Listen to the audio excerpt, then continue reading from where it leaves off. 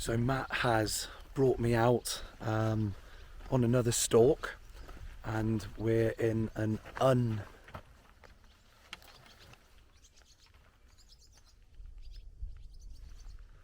that's what we've got here. Literally just started out. It's 8 o'clock. It's quite nice in there, quite nice and warm. It's really still. First field we walked into, there's a doe, a roe doe, and a young fawn follower just behind her, 150 metres away. The wind's in our face at the moment, so we need to get to a gateway just over here. We can probably just walk there while we're talking. Actually, she shouldn't be too concerned with us. What we're going to do is we're going to have a look around the back here first of all, and then walk into the wind to the field that she's most likely going to be heading towards. And the reason I'm not too concerned about bumping her from here is because we want to be going in this field, in the corner here. So by her getting bumped and going into that cover there, that means that when we do get to that gateway, she's not literally just 15 metres the other side of it to give us away. So hopefully she'll sit in cover there, having had a bit of a fright. I mean, it wasn't designed like that, but it was it worked out for the best.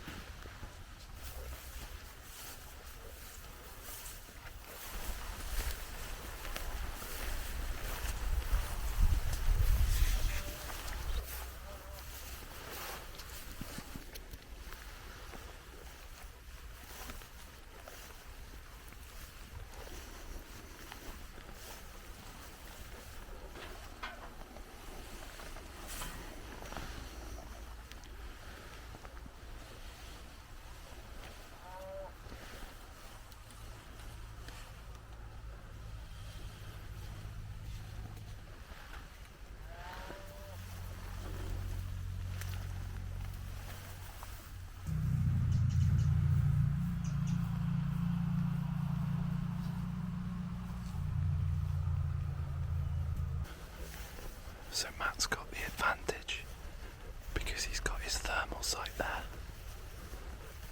I basically can't see anything.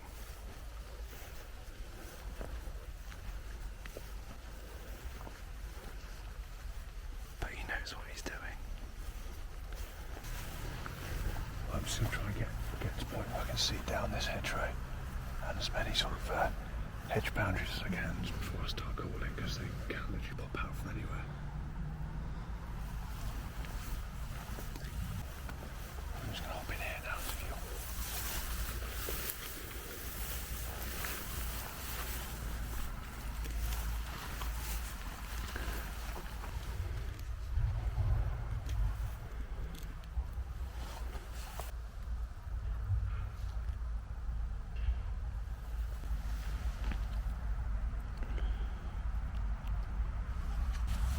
Start calling now, okay. What we're trying to do is we're trying to attract roebucks at the moment. It's pretty much on the rut. There's been quite a bit of rutting activity in the area. So far I've only really been calling in does, but this should mimic a doe in season. So this is called a batullo. It's like a rubber ball really. You can do either like a deeper feeps. It's got like a deeper feep for like a doe call, or more immature squeaks to imitate a fawn. Both those can be used as tactics to call in bucks, but things can happen quite quickly. It's generally in the first little bit, so it's going to have a quick go now, okay? Try to start off a little bit quieter initially, just in your pocket, just in case someone's really close by.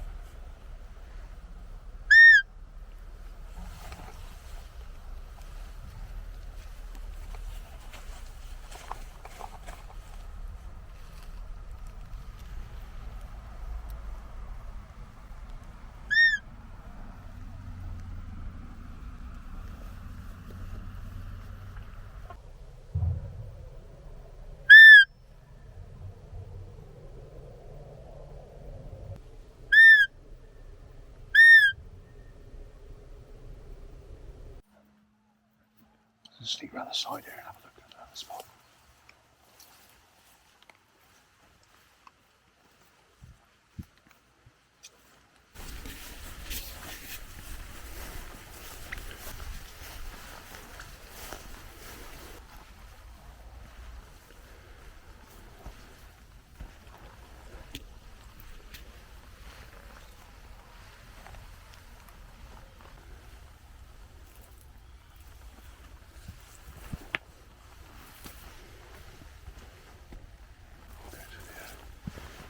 Just in case there was something hanging in there.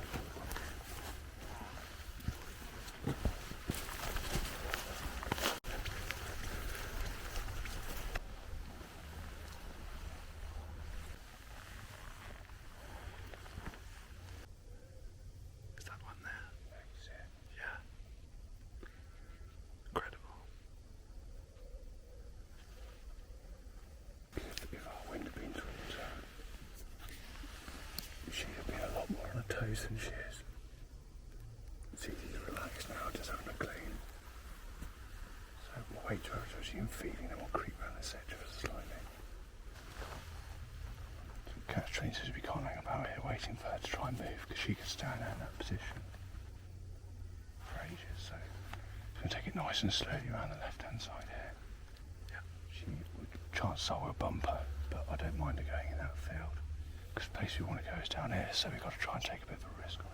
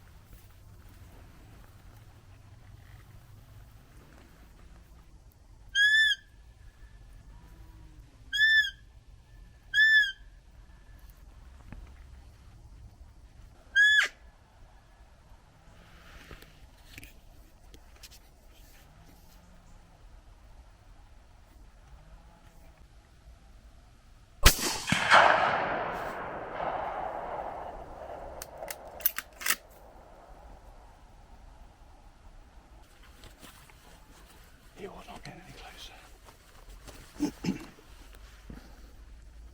She was just on. So what we were doing is we were having like a last light call just then. We've seen loads of does this evening. It's like 7 or 8 does. Ordinarily, at the end of the very end of the rut, you'll see a lot of does about, but the bucks will all be just completely rutted out, so they'll be laying low. Seems a bit early for that to be happening, but the lack of bucks makes me think it might be maybe all that hot weather we had earlier on in July might have brought it forward a bit. Anyway, a bit of persistent calling, and this fella here, I heard a few bit of stamping over to the right hand side, which is why I sort of swung round, and then saw this fella here just come out the bush. He must have been called quite a way, I think, but yeah, he stood there, head up, sort of looking at us. We weren't skyline, but looking behind us, we were sort of up against the hedgerow, and judging from his demeanour, he wasn't going to get that much closer. The light was sort of fading, so took a bit of a sort of technical shots under his chin. Not much space to aim for really, but yeah, he's down. What I'm doing now, I'm just for approaching with a bit of caution. So you can see he's just in the foreground here. Still a little bit of movement, which isn't that uncommon. It could be nerves, but it could be a sign of something else. So we're just going to stroll up on him lightly. Quick argument test. So he is, yeah, dead.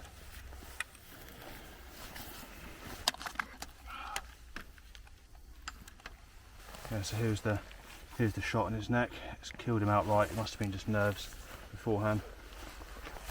Bit of a battler. He's not an old buck, but you can see where he snapped off a tine here in the right, so he's got a bit of character on it. Yeah, nice little, nice buck. Neck shot, so we've got a nice clean carcass. Like I say, he was down and out. It was just the nerves really, and yeah, successful roebuck called in the right. Stop getting that venison ready.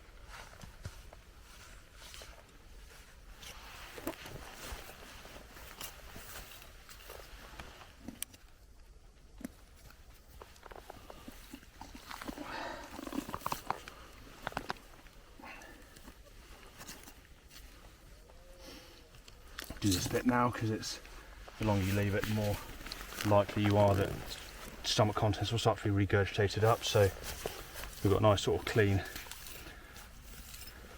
esophagus there. So that's because that's nice and clean. So when you pull it back through, it'll be sort of no internal contamination. As always, just trying to pump some of this blood out of the system. Right, it's going Gralloching. Nice.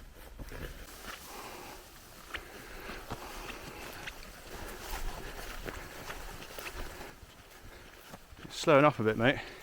Then? You're slowing up a bit. I'm slowing up. Yeah. My bad. It's ruining the film.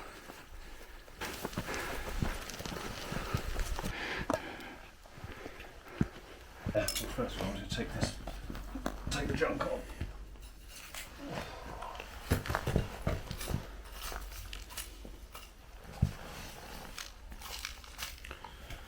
Right, so what I'm doing now is just taking the penis and testicles off. There's a little entry here. Right.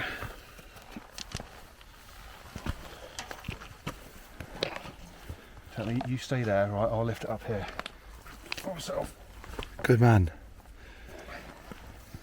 It's just I've got this camera that I'm holding and it's quite heavy. So. Oh, right. Sorry, I thought you were doing your hair or something. Function here. I was just cutting around the back of this. The tail, obviously, just a little token gesture tail, really. But I get these fecal pellets out from around here. Any loose ones? Get my finger around the back of the anus. Just cut this off here. There we go. So we've got the well, I guess all the pipe here, little neck here. I was wondering where that knot's going to hold. Should do.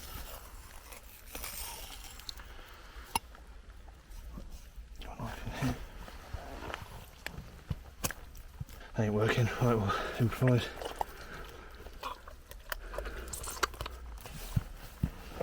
So what I do now, instead of just running straight down through the breastbone, I'm just going to cut around the diaphragm just here and pull the esophagus and stuff up through. Oh, there we go. Just got caught on something.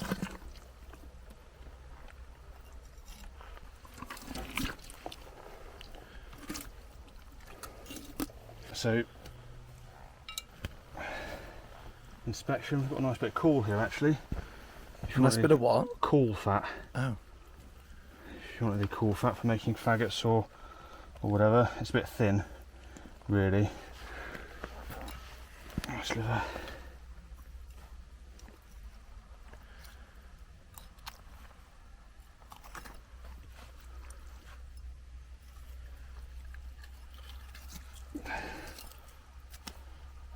So let's check that, make sure there's no blemishes or anything on that. That's a gorgeous roe liver.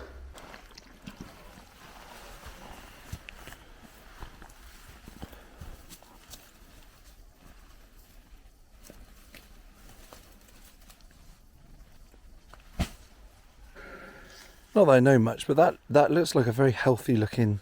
Yeah, no, it's lovely. Cracking. Oh.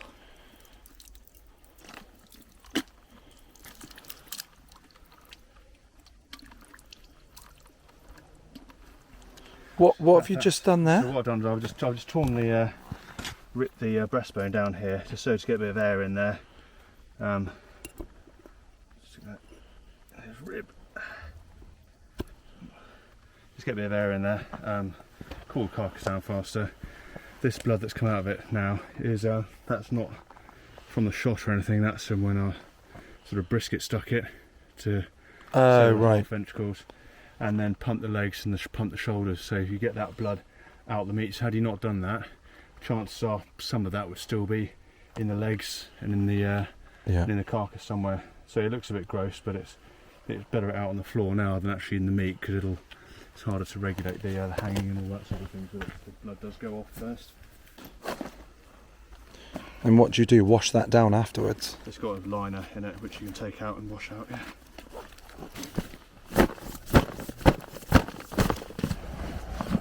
Wow.